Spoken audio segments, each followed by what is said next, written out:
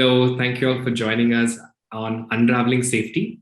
And the main goal behind our interaction today is so that people around the world or safety professionals around the world can learn from the amazing stuff that you all have done, you all have accomplished. And I've also been interacting with you all since a while. And I do know the stark difference in the way you folks at Schindler look at safety. So thank you all for joining. So I think we'll start with a quick introduction. So we have Vice President of Operations, Mr. Tarunesh Mathur. So maybe I can request you to give a quick introduction about yourself. Thanks, Thanmai, for calling us in.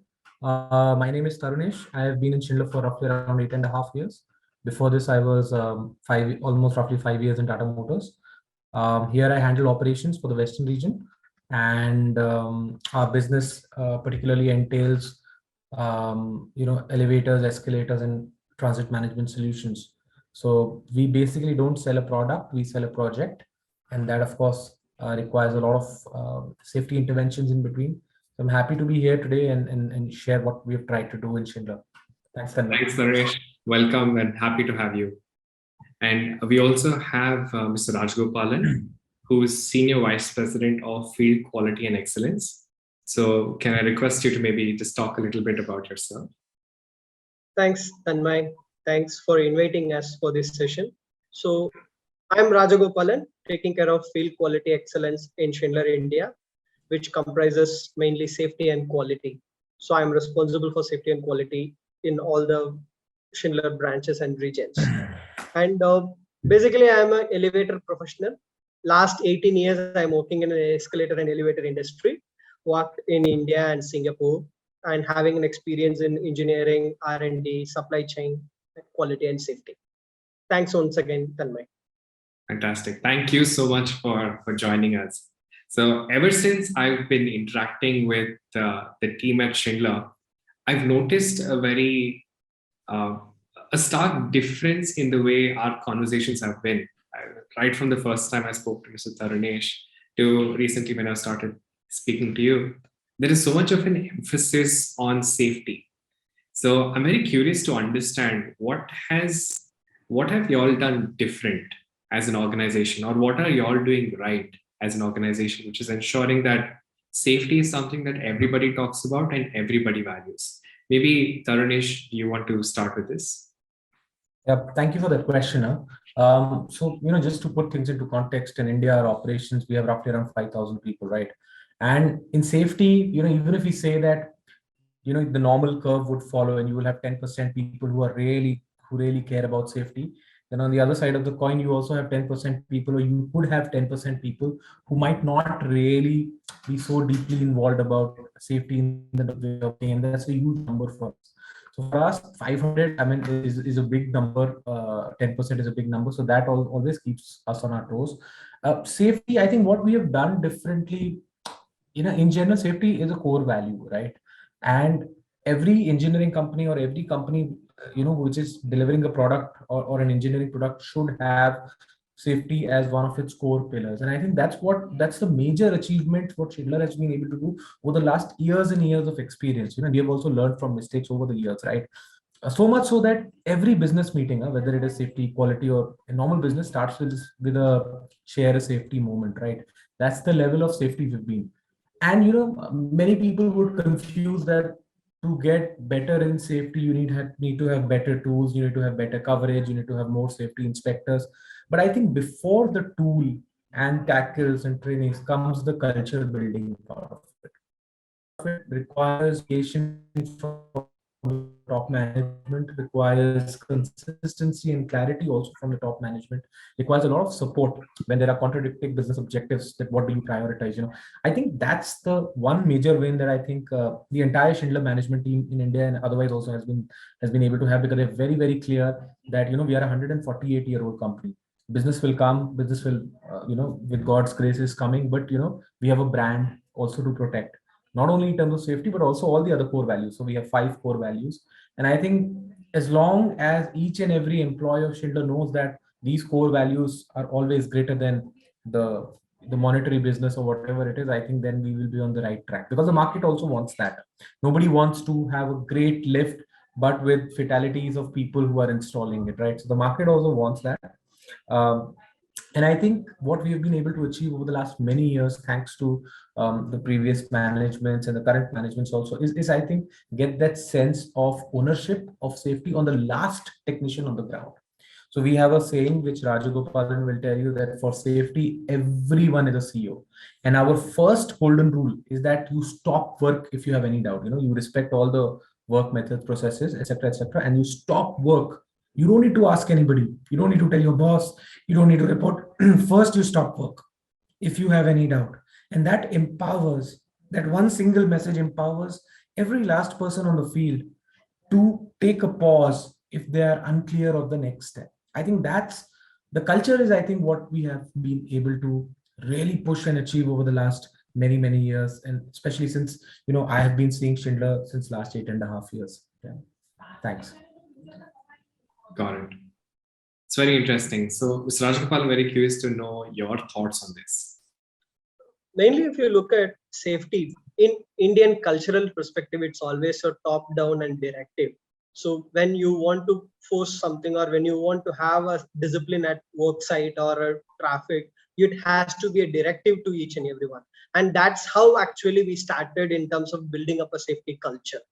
But now if you look at the trend which we are changing in, it cannot be achieved only by directives and pushing the enforcements. So it has to be a behavioral aspects. And that's the reason why now as a Schindler group or as Schindler India, we are trying to bring in behavioral aspects to it. We are starting a global behavioral safety lab, which trying to emphasize on behavioral changes towards safety. So what is the main root cause of an incident or an accident? If you look at, there may be some Lacanoian process, tools, availability of knowledgeable person or something like that. But there will be a one main cause related to behavior. Either it may be a rushing, or it may be a kind of confidence, overconfidence, by which they will be doing that activity and all those things. So that's the path now which we are taking to drive the behavioral change and acceptability of safety in each and every individual.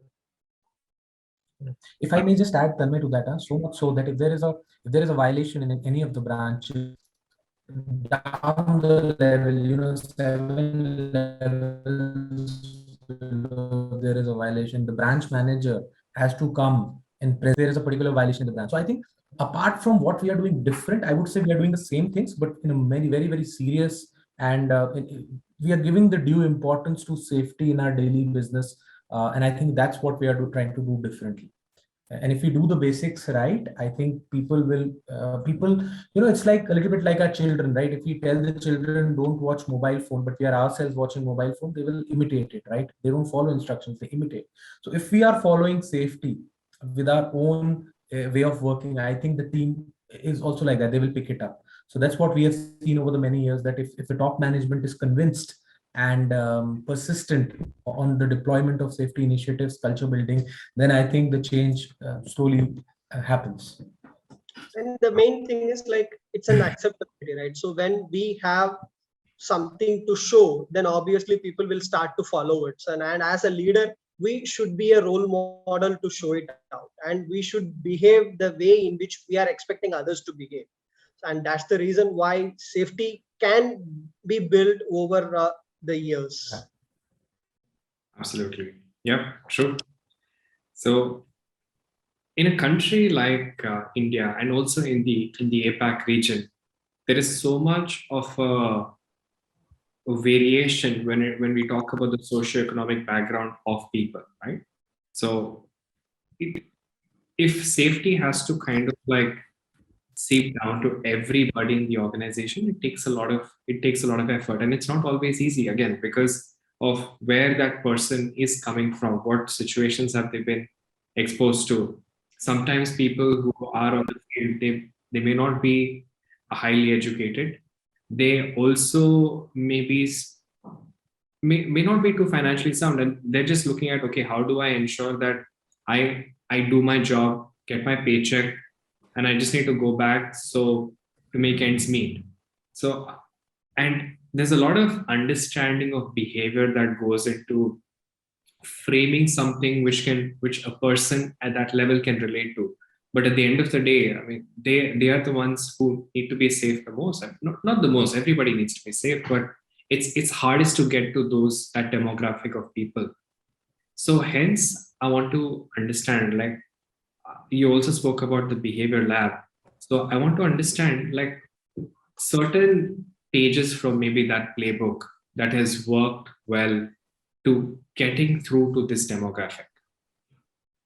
So probably I will go first for this. So if you look at Thanmai, when we are starting to collate all the informations of past incidents and accidents happened in site conditions, the main issue is related to behavioral aspects, and that's the reason why as a group we started to focus on behavior. And if you look at in India, we created a specific training program of mindfulness behavior, and we gave that training to all our frontline supervisors who was driving safety to the field technicians.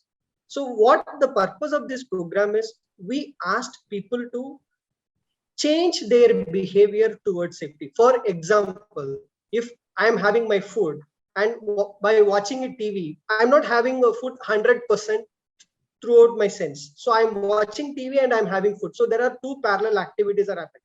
But if I want to have only food, I need to have a food.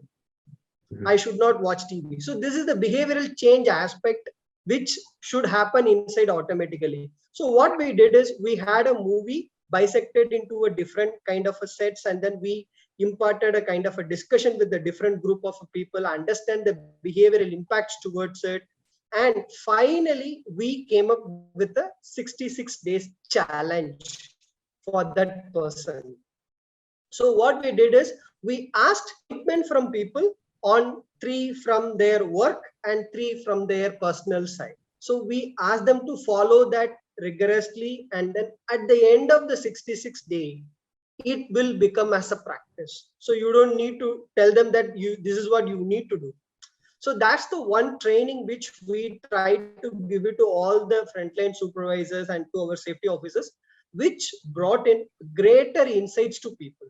So unknowingly, what are all the activities which we are doing, or which is causing a kind of a misunderstanding and next steps towards a unsafe act or unsafe conditions. So people started to realize it. Yes, it's not 100% fruitful, but at least some of the people started to realize and started to follow it. So that creates an impact among the workforce.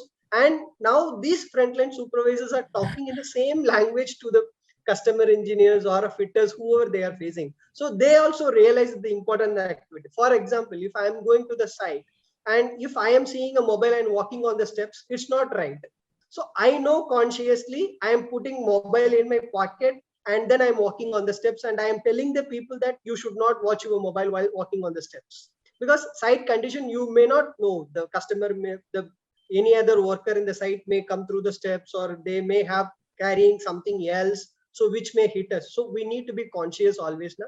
So this is the way now we are trying to drive safety behavior changes.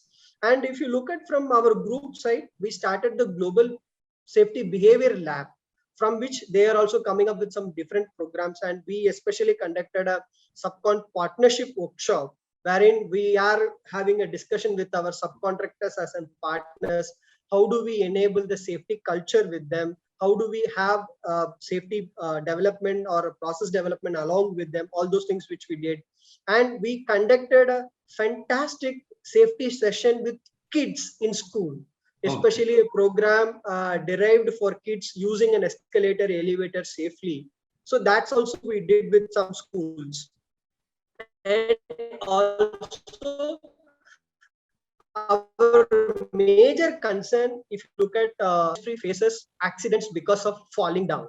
So we had a specific program for fall protection for 30 minutes discussion. How do we use our PPE? What is the process in which we need? If there is a risk, how do we assess it? How do we mitigate it? All those kind of discussions are happening. These are all the different programs which we are conducting to our team, specifically on a behavioral based approach. Yes, we have established our process, tools and everything, but now with those process and tools, we are incorporating the behavioral needs also, so that people are covered 360-degree towards safety. Understood. And I really think that using that, creating that challenge, right, the 66-day challenge, I think gamifying that entire experience, that really does a lot towards ensuring safety is kind of like top of the mind for that particular person. Yeah, I think very, very rightly said. So I also wanted to understand, so Tarunesh, has there been any particular incident or moment in your life after which you're like, okay, safety has to be paramount? Yeah. After I joined Schindler, I didn't directly join in operations. I was basically taking care of exports for Schindler, and then I graduated into field operations, where safety, of course, plays a bigger role. So I had a boss. My one of my former boss used a very good sentence, which I still remember, and I have it in my room. Is that the more you think about your goal, the more enthusiastic and alert you become. And just building upon Rajgopalan's point is that safety is that that fuzzy little feeling, that organizational climate that you create, and safety, that you're constantly thinking about that. Like Raj was saying, we have subcontractor safety meets every month. Tell me a company who does that, with the main owners and the safety stewards. All our subcontractors have a safety steward which is passed and certified by Schindler, which are on the site.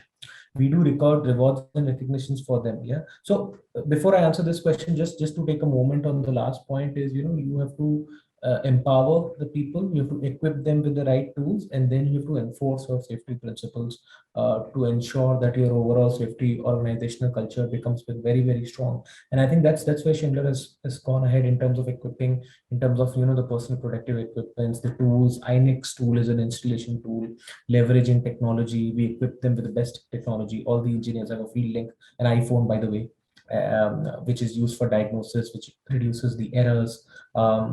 And therefore reduces the time, which helps them in being more mindful. Then the empowerment, rewards and recognition for safety, bottom-up feedback, unsafe event, unsafe conditions, all of that, the Enrich triangle is being populated as we speak, day in, day out at Schindler. In fact, it was we also wanted it to be a part of the application, the road safety application, right? And then, of course, the enforcement, which is the more difficult part, which is once both equipping and empowering is done, how do you enforce that safety principles, the safety guidelines? Even if, and many times you would come to a crossroad. So one of these crossroads I felt at very, very early in my career, when I became the branch manager of one of the branches in Western India.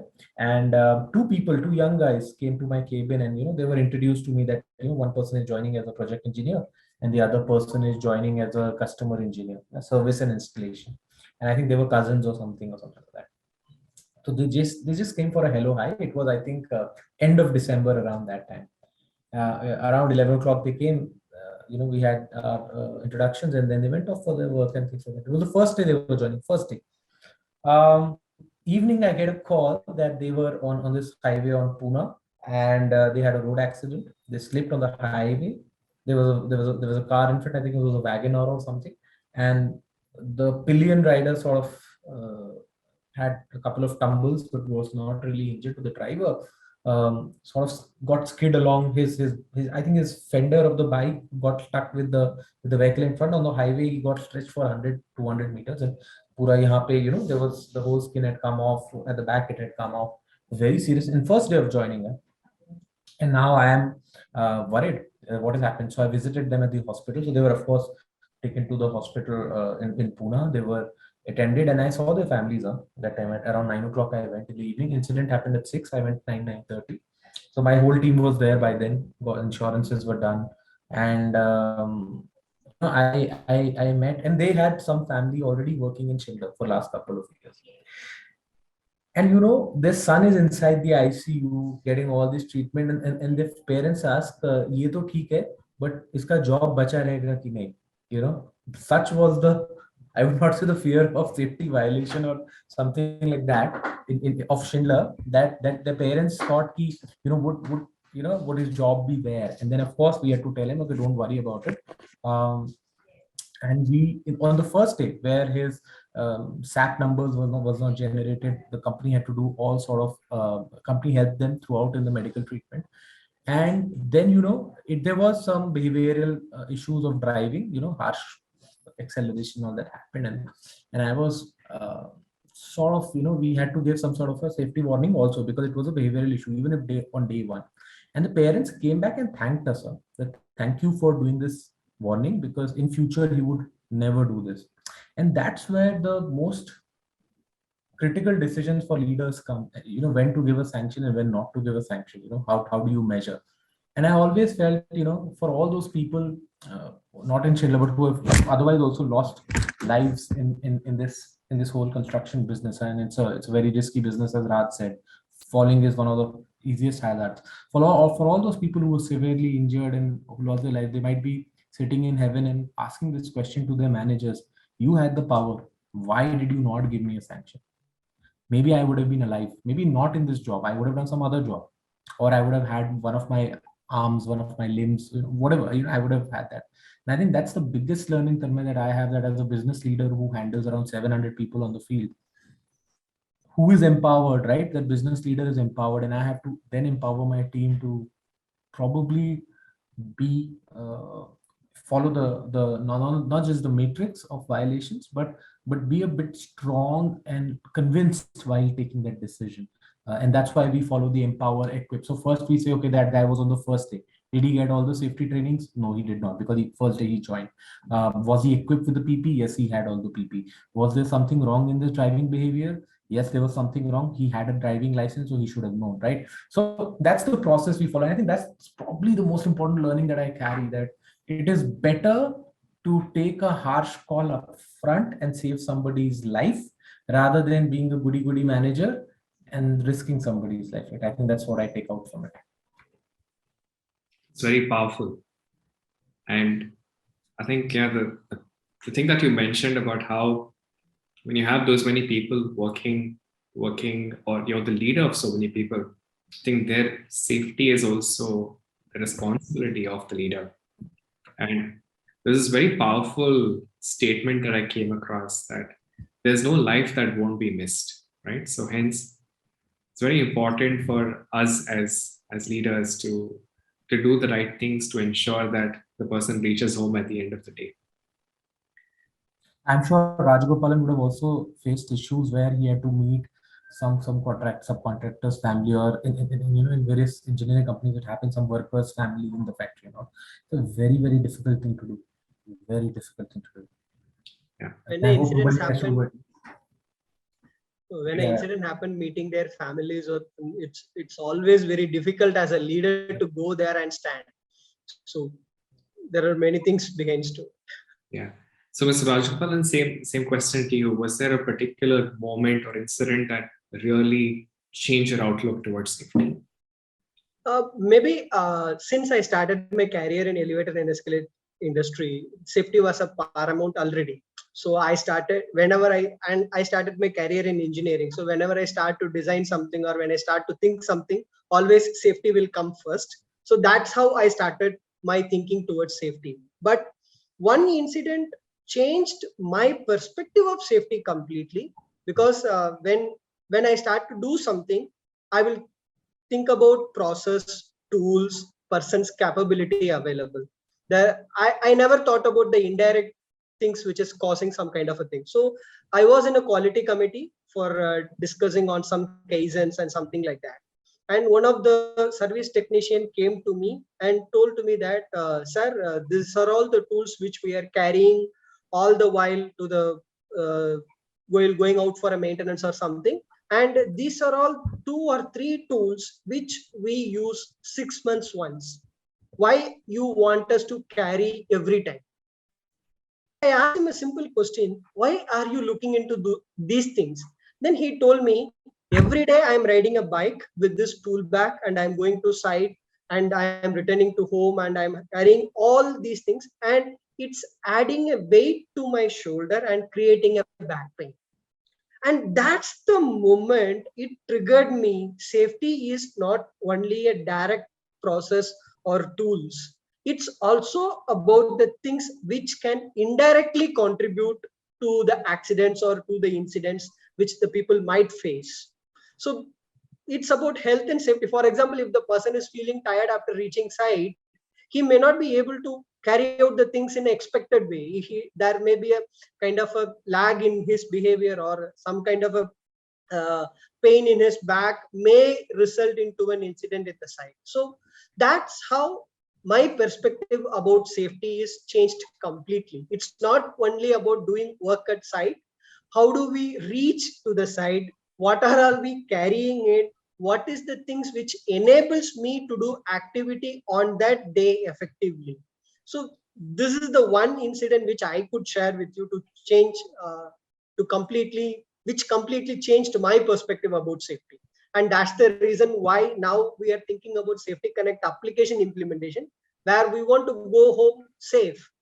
So how we go home safely? Yes, we have a two-wheeler or four-wheeler, but are we driving it in a proper way?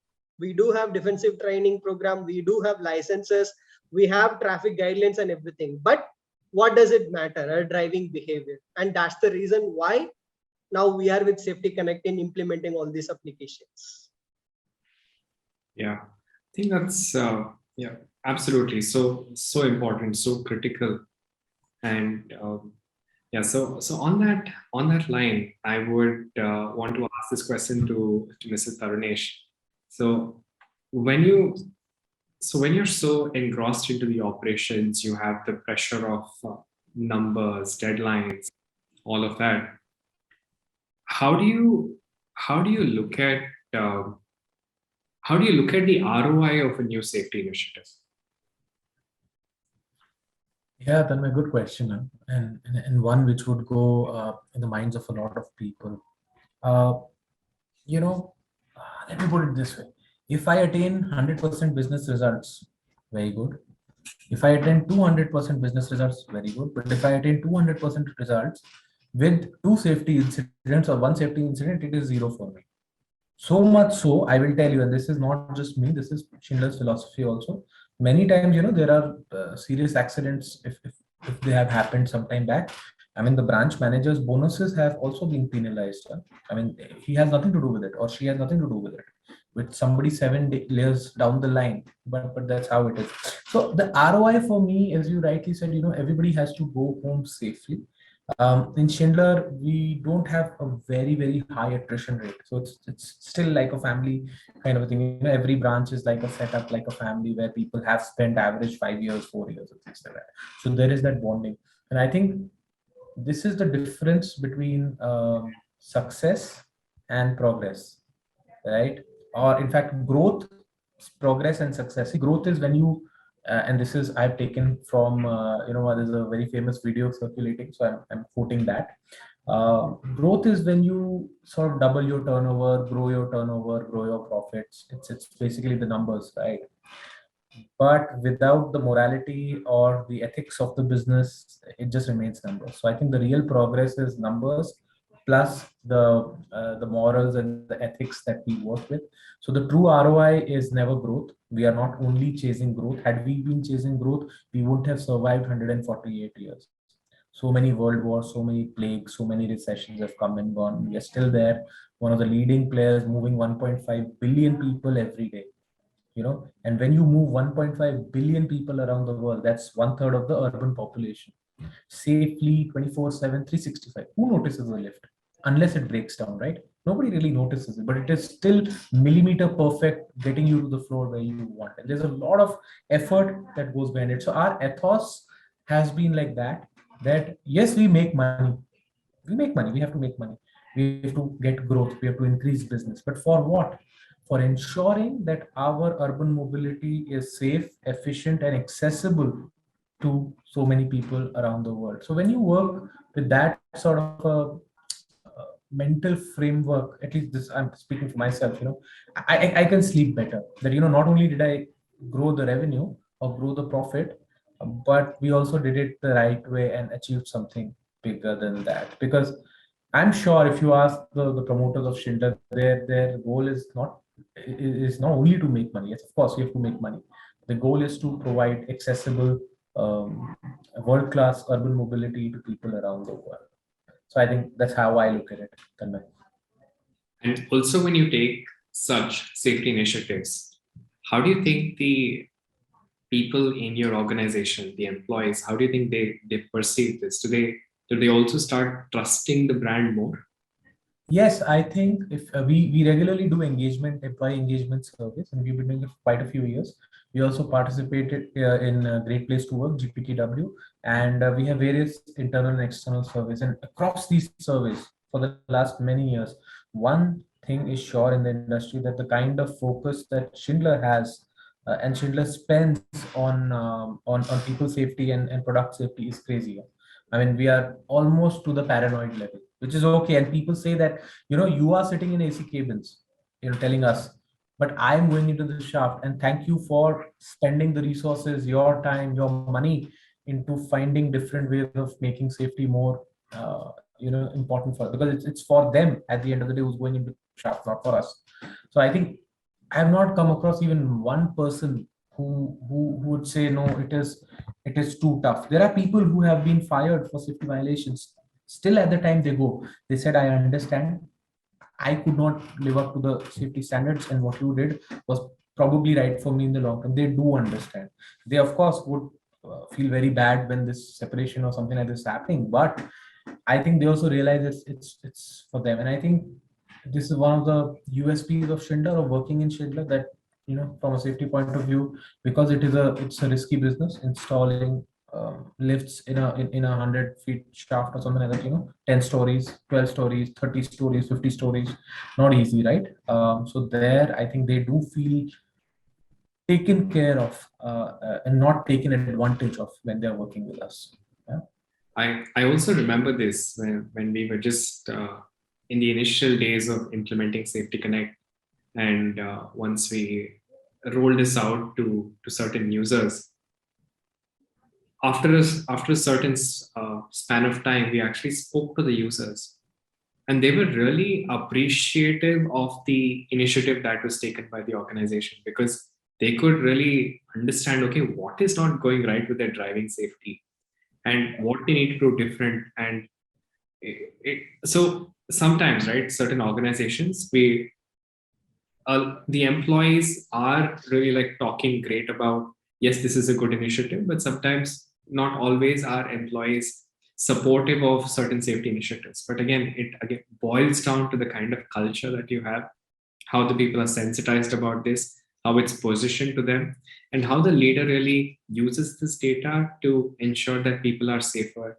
every single day and get back home safe as well. So I think that was something that really stood out when we were interacting with the Schindler team. True. Probably I could add one more thing towards ROA is like Thanmai, when I visited some of the sites, I usually go for all the site visits and everything. And when I visited one of the site, particularly my chin strap in the helmet got stuck, and then I was trying to remove that thing.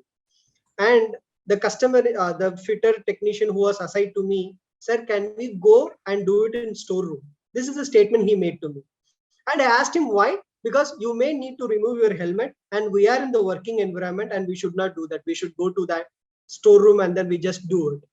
And that's the kind of ROI we are getting in safety. And that's what I look at as an ROI in terms of business, or in terms of value. I'm not looking at it as an ROI. I'm looking at the behavior of a person as an ROI. The kind of a process, the kind of a communication which we are doing it, I really felt happy on that day. The person didn't worry about my position or worry about who am I. He took care of the safety in that side, and that is especially an ROI for me. Understood. So a lot of the return is also intangible. Yes. Yes. So, Ms. Rajgopalan, I wanted to ask you this. I was just going through some of Schindler's goals when it comes to sustainability. By 2040, Schindler wants to be net zero, and also by 2030, reduce scope 1 and scope 2 emissions by 50%. So, wanted to know how. So, these are very, very good goals to have, but I also wanted to understand what are the mechanics of implementing something like this looking like? So, Thanmai, if you look at, these are all the not targets which spoken out. It's based on science and facts. So we collected all the carbon emission data, and it was a regular exercise for Schindler. We are collecting this for past years, and we came up with the science-based targets. Each scope, we have defined an action plan by what year, what we need to do. By 2030, if we need to achieve minus 50%, what are the actions which we need to do in terms of product, in terms of fleet, all those things, actions are defined. So only thing is now we need to progress on it, and then we need to do it. Probably I can give you some examples from India's perspective. We started this journey first with integrated management system implementation. So if you look at our factory and our operations in India, it's completely certified in all the three standards. It's a quality standard 9000, environmental standard 14,000, and 45,000 series of OSHAs. So all these three standards we are certified, our factory and operations, entire operations. So which is a good milestone in terms of sustainability. So we are keeping a tap on our health and safety of employees, and also at the same time we are concentrating on environment also. So that's the first step we did.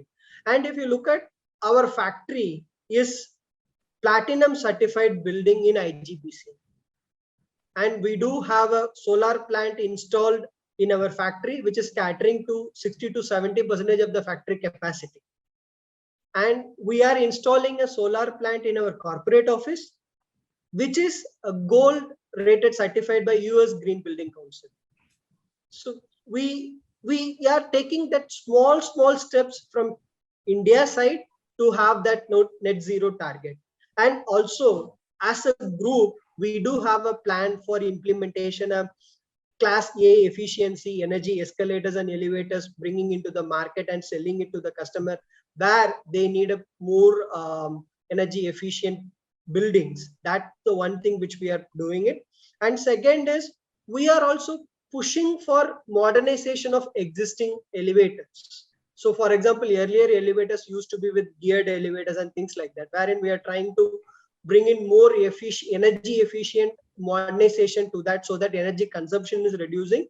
Thereby indirectly we are reducing that customer energy consumptions. So that is the one step which we are trying to do. And second thing is we are all now India, we are talking about green energy a lot. So as a Schindler, we are also thinking like how we can utilize green energy, how we can source green energy in terms of utilization, all those things which we are looking into it. And third major thing is on the infrastructure. So now the electrical vehicles infrastructures are being built in India. It's not 100% available. It's in the progress stage. And as a company, we are also trying to think how we capitalize on EV vehicle usages. So for example, if a dense market like Delhi or Mumbai or Pune, if we can use an electric vehicle with the good charging facilities and things like that, how do we make our shift from a conventional vehicle to a EV vehicle? This is the things which we are trying. Yes, but it's a very initial stage of a journey, which we will go through in next 2 to 3 years, and probably by 2040 we may achieve that. Well, that's it's very inspiring to learn about the various things which are being done. I think this itself warrants a separate discussion wherein we should kind of like dive into the nuances of this so that others can also learn from what is being done here. Yeah, but that's for a later time. So, Mr. Tarunesh, I wanted to ask you this, right? So, when it comes to safety, there's lots that needs to be done. And do you feel that as a large enterprise, an enterprise like Schindler, do you think you require, or what do you want from, say, like the startup ecosystem or emerging businesses? Anything that you feel that they should be looking at so that they can add more value to enterprises like yours with respect to safety?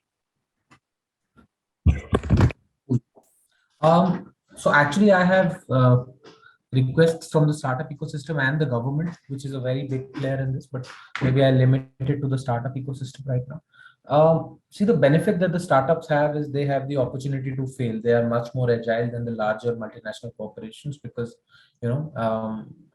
our problem solving processes are larger, bigger, because the risk also is larger, but they can really focus on a variety of challenges at a smaller level, close it, and then for the betterment of the larger society, it can be replicated, or they can provide that solution. So what I think is, I think they need to make safety accessible to everybody. Like you said, it should not be that safety should be dependent on the strata of society that someone is coming from.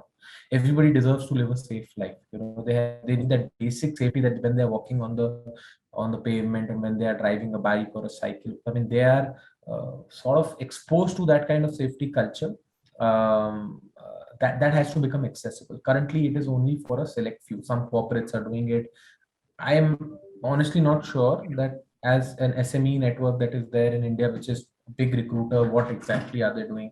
How structured, are they doing it in a structured way? And maybe here the government and the startup ecosystem can come to aid these industries and these setups who otherwise would not have a big part of their revenue to be invested in safety. So like the government has a health budget, that if you are getting 100 rupees in tax revenue, you have to spend 3 rupees in health. Similarly, I think, I'm not sure if a safety budget needs to be mandated across at every level, that whatever you are earning, maybe a small percentage of that has to go into safety and health initiatives of the company. That is something that probably they can look at. So number one for me is to make it more accessible. Number two is utilize technology. And I think that's where India is the hotbed of whatever is happening, and something that you have done. I really appreciate how a very simple tool like the mobile phone has become the gateway to driving behavior in this particular case. And I'm sure there are many more safety startups which would be mushrooming around the country. So I would say utilize technology. That's the strength that India has, and maybe we are not able to see that yet, and startups can see that better. So have quick tools deployed in the market which can save um, people's time and effort, and do that. But I think more than that, apart from the startup, from the government, I would just say have stricter norms for maintenance. So even now, at least in our field, the elevator norms are not really updated across the country. So there are various states, they have their own laws. Some states don't have any law. So Okay. and that's where you see a lot of accidents have started happening now, right? Because it's a machinery, it's an electromechanical machinery with so many moving parts, more than 5,000, 10,000 moving parts. So in that case, if they are not maintained properly, then it's an accident waiting to happen. So I think a little bit more compliance, a little bit more stricter enforcement of basic maintenance, I would say, that has to be utilized. And also, I think the government can also utilize technology better. In fact, I know for a fact that certain government agencies are thinking how to put blockchain into all of this, into elevator certification as well. I think that's what is required, and a little bit more seriousness at the SME level on occupational health and safety is also required from the government. So I would break it into two. Yeah. Got it.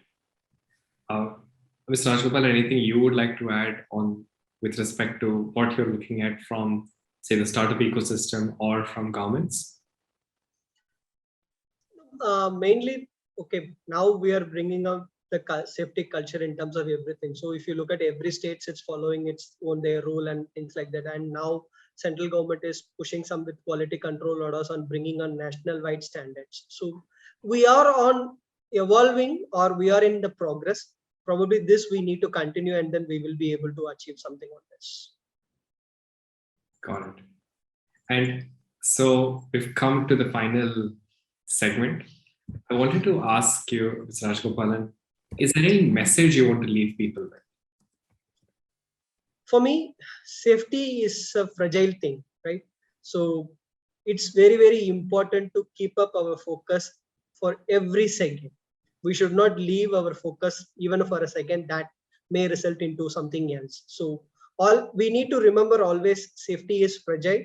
So I need to keep a tap on it. That's the simple message which I want to give. Absolutely. Mr. Tarunesh, what about you? Any message that you want to leave people with? My message to everybody who's working on the field in any company, in any industry, is that you are your own safety CEO and you are your own safety officer. You don't need a third person to tell you how you should work on safety. If you have been trained and certified, why do you need a third person to always watch you?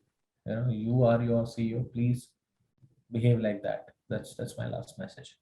because your life is important. Everything is about the person, right? Absolutely. And at the end of the day, there you have a family which is depending on you. So hence, you need to be responsible of your life. Take the right decisions. Absolutely. The company will find a new employee in probably a month. Yeah, we will mourn, we'll find a new employee.